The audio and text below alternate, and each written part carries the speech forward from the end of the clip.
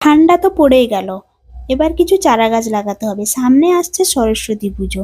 পুজোর সময় ফুলের যা দাম হয়, অত টাকা দিয়ে ফুল কেনা যাবে না। তার থেকে ভালো এখন যদি কিছু ফুলের গাছ লাগিয়ে দেওয়া হয়, তাহলে পুজোর সময় ভালোভাবেই ফুল ফুটে যাবে।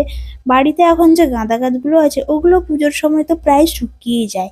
তাই সকালে গেছিলাম নার্সারিতে কিছু ফুলের গাছ কেনার জন্য। অনেকদিন থেকেই যাব বলছি, শিলাকে বললাম যে কবে যাবি, বললো এখনই চল, সময় আছে।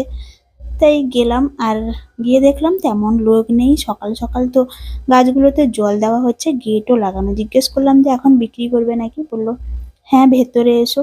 গিয়ে দেখলাম বিভিন্ন রকমের রং বেরঙের ফুল ফুটেছে, আর অনেক রকমের ফুলের গাছ। কোনটা ছেড়ে কোনটা নিব বুঝতেই পারছি না।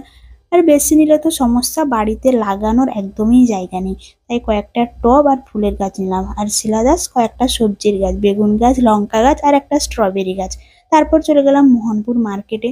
কিছু নেওয়ার ছিল না, জাস্ট ঘুরে দেখলাম যে কি কি বিক্রি হচ্ছে, কি মাছ।